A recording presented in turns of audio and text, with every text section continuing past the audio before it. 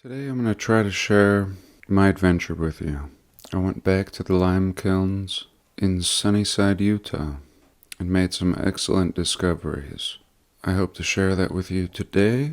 So here we are, me, studio in chief, and all of you. I'm actually so excited with this visit to the coke kilns that I want to just jump right in, but I also want to share the whole journey with you. This brick is approaching the end of the journey. I've been looking for evidence, a photo, or more importantly something that I could touch in person, like this. And here it is. Before I started recording, I was looking at it, or another one like it that I'll show you. And I thought this is like the center of a bread, or anything that you're baking. The center is the coolest part, if you're using a regular oven. And this is the center. Here's a brick I flipped on its side, and this is not the center. This is the edge, looking crispy, shiny, and vitrified. I guess I'll just start at the beginning. The beginning of this little exploration. I don't know why, but I opened this up on my phone. I think I wanted to see the exact distance from my house, and this is what I saw. The coke ovens permanently closed, and I was absolutely outraged. Who is authorizing the closure of these historic ruins? And so I went out to see for myself if it was possible that someone would have the audacity to say that these ruins are closed. And so Chief and I jumped in the car. We left studio enough food for the day, and we were off. Thanks for being here, and welcome.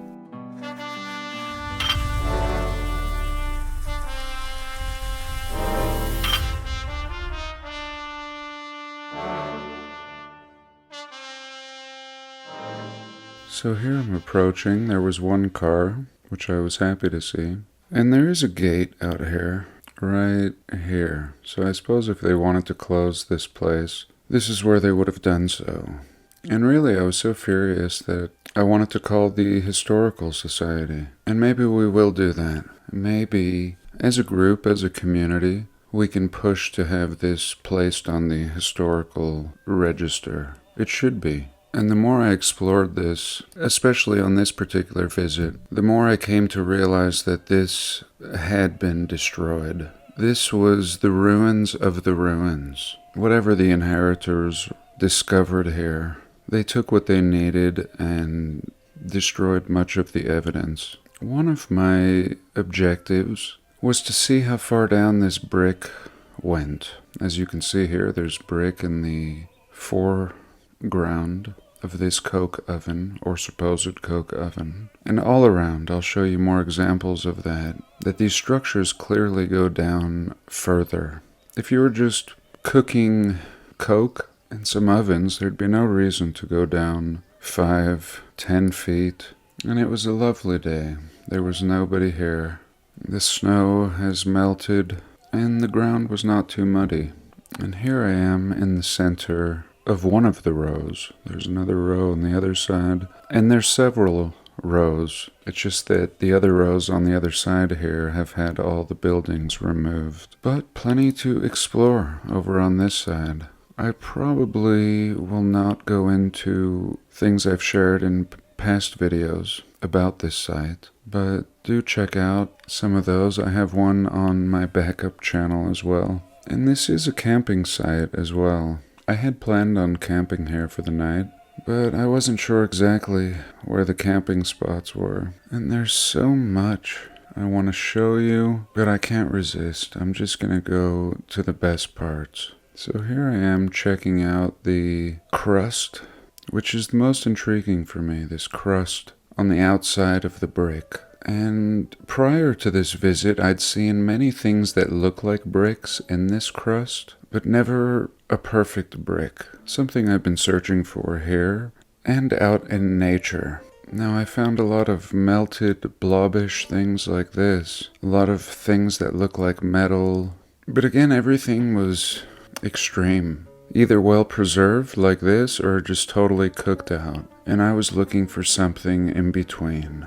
It seems like there is a concrete layer in between the blob and the brick. And here again, I'll look at this blob, and I think this could be some kind of sulfur, some kind of Sodom and Gomorrah sulfur left over, or the byproduct of some device or some chemical or something that had the ability to heat. But anyway, here's where it gets good. So I started seeing things like this, and now it's getting juicy. We have little bits of brick throughout, but it wasn't enough for me.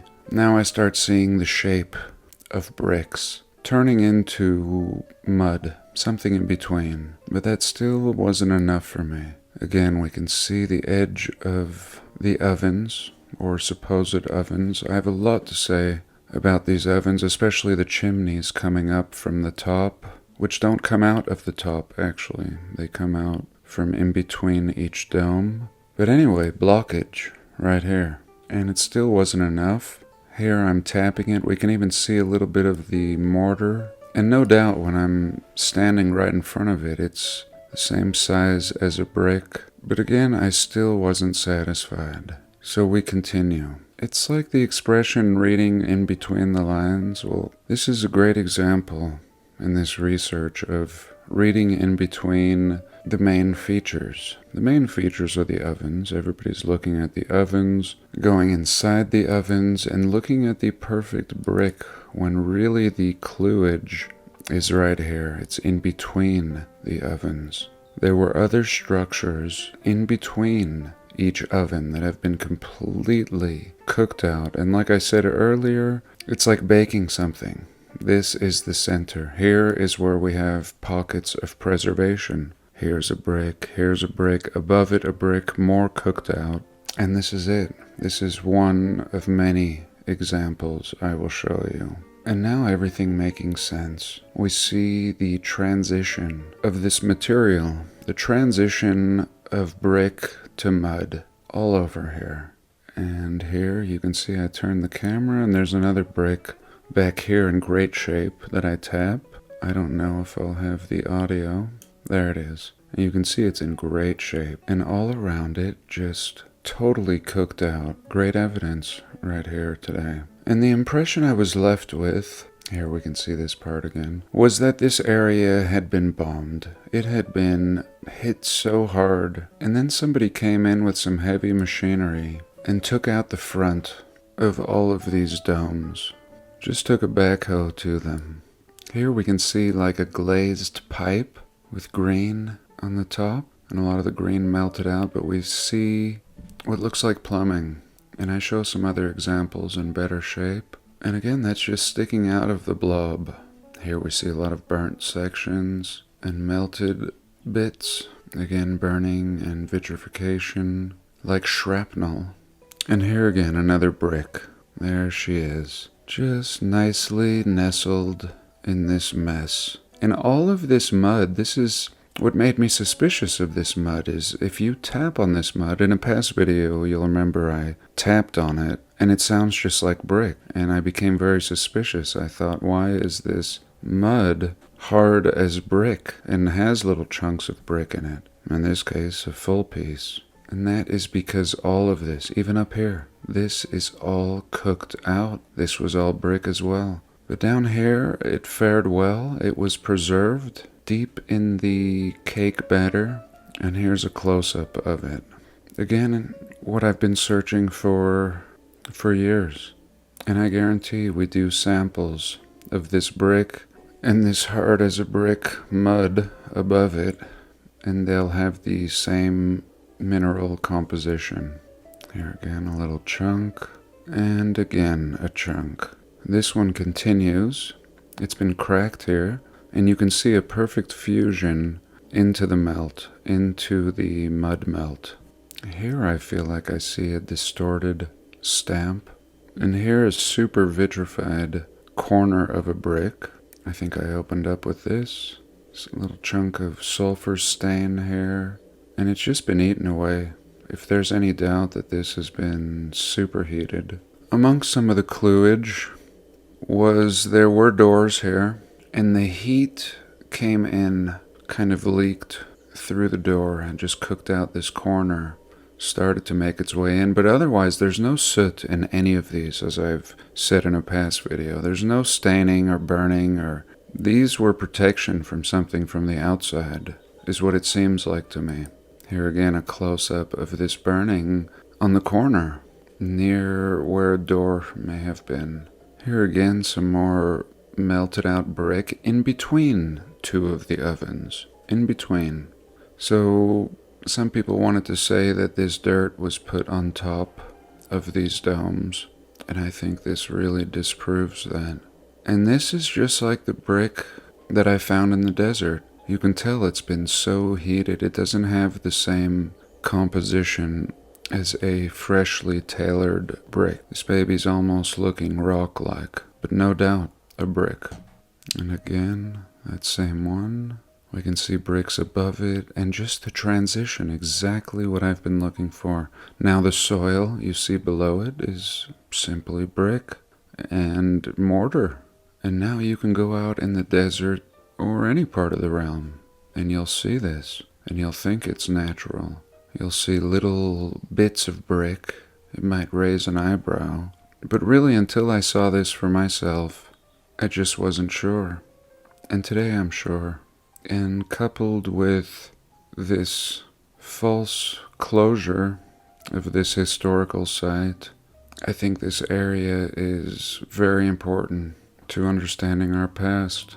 Here again, a brick infused, and we see the transition. And once you see it, you can follow the block lines. Okay, so where is this place if you're new to this channel? It is down here. You see I have a little pin, and we can see Utah. We zoom down here to the middle of nowhere. I mean the middle. If you're not familiar with Utah, the population is up here in Salt Lake, Ogden, and Provo, along the I-15 interstate.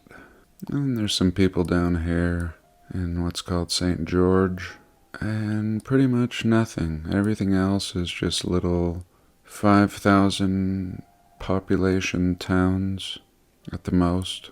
And out here in the 1800s, when they're said to have built this, there could not be anything more remote.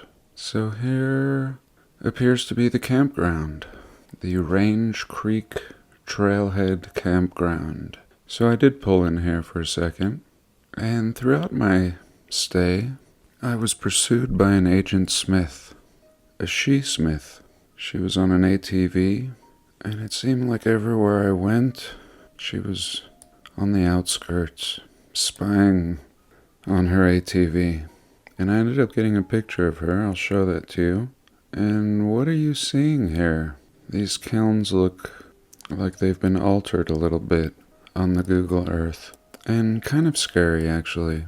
I mean, if you will have watched my last video on the foundations or the controllers that have actively been rewriting history since 1908, you'll understand what's going on here. This is not what these kilns used to look like. I think everyone would agree. So let's look at my drone footage that I took from above, and we can compare it to what we see here. And I am tempted to read the narrative, but again, I did that in a past video. And if you're interested in the backstory or what they say is the story with this place, you should check out that video. I did do a little archaeology. There's enough evidence, like what I'm showing here, that these structures continue underground, way beyond the need for a horse and wagon people in the mid-1800s. Again, why is there no presence of heat in any of these? There's over 200 of them. Why do they go underground? Why does it look like someone has taken measures to destroy this site? even after it was destroyed initially by a reset of some sort. Every time I go out here, I'll take away something different. The real gold was these bricks that I found, and I have all this footage, but I'm really worried about this site. We've seen that they've scrubbed parts of it now on Google. They've written permanently closed on Google Maps. And like I said, the Agent Smith was hot on my trail the whole time. And I'll show you her in a minute here. So I'd love to hear your thoughts. For me, this is one of the greatest proofs I've seen for past civilizations, for melted structures turning into mud, and we see the whole transition, for an active cover-up and destruction of these historic ruins. I would safely say that there's at least 100 million bricks at this site that we can see. This thing is as massive as any Civil War fort, which I don't believe in, and just makes absolutely no sense out in this area. And again, we see the footprint of more of these. Here I'm driving on one of the rows, and across the street we can see this, what looks like a pyramid, step pyramid, that's been covered up, strategically covered up. And we're told this is a landfill. This is a tiny little town of less than 500 people, never has been larger. And yet this landfill that's 100 times the size of the town, and there's razor barbed wire all around the landfill. Like, what are you really protecting at this landfill with razor barbed wire?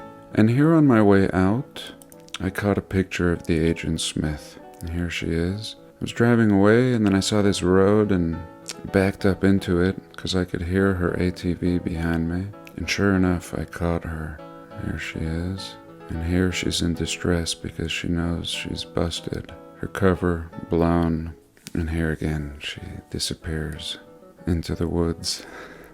And as I drove away, I took a picture of this old stone wall right here.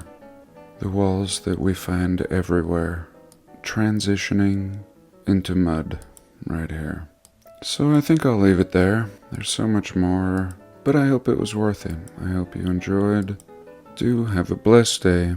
I love you all, and I'll see you next week.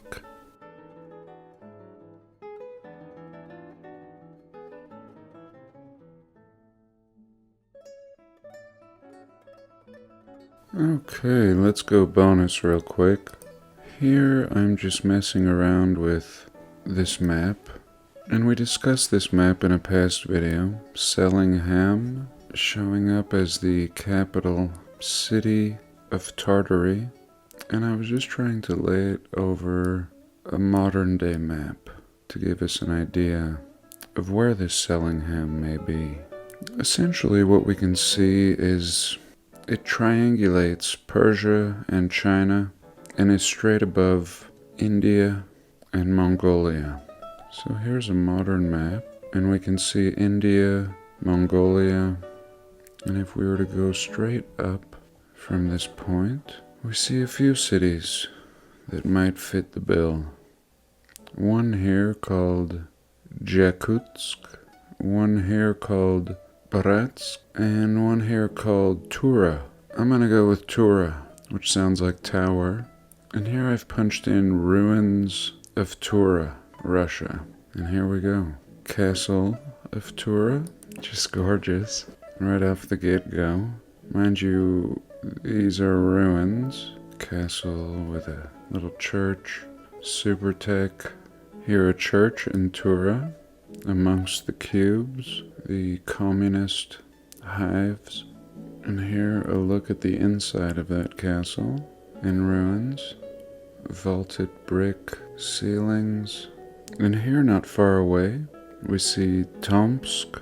We've seen the beautiful buildings in Tomsk in the past, such as this, but I think that's enough of my bonus. God bless.